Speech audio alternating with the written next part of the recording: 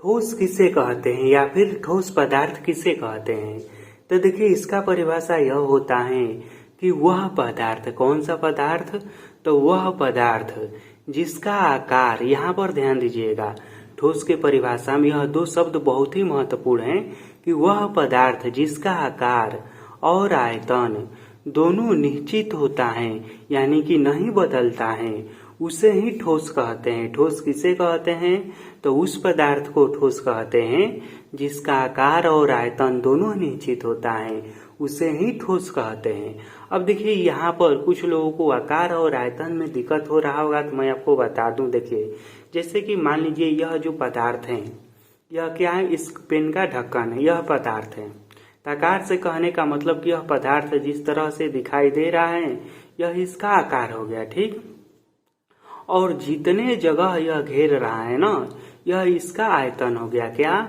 तो कोई भी पदार्थ जितना जगह घेरता है वह उसका आयतन होता है। तो ठोस पदार्थ का खास गुण क्या है? तो ठोस पदार्थ का खास गुण यह है कि इसका आकार, यानी कि यह एक जैसा हमेशा दिखेगा और हमेशा एक जैसा ही जगह घेरेगा, यह दोनों नहीं बदलेगा।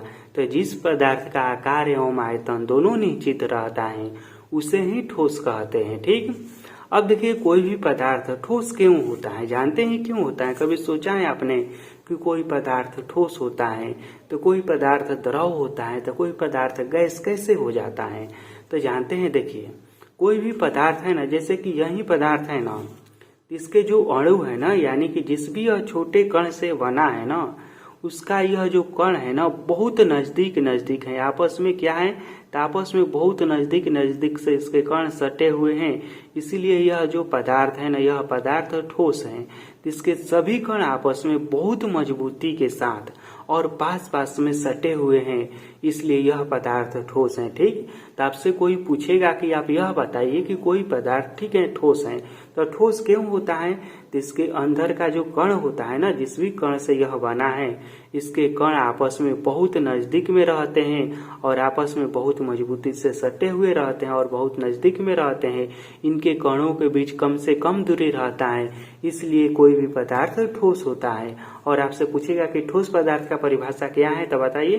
तो आप मात्र 2 सेकंड में बता देंगे कि ठोस वह पदार्थ है जिसका आकार एवं आयतन दोनों निश्चित रहता है, उसे ठोस कहते हैं। अब आपसे कोई पूछ देगा कि आकार और आयतन किसे कहते हैं, तो यह भी बता देंगे कि कोई पदार्थ जिस तरह से दिखाई देता है यह उसका आकार हो गया, और कोई भी पदार्थ जितना जगह घेरता है वह उसका आयतन हो गया।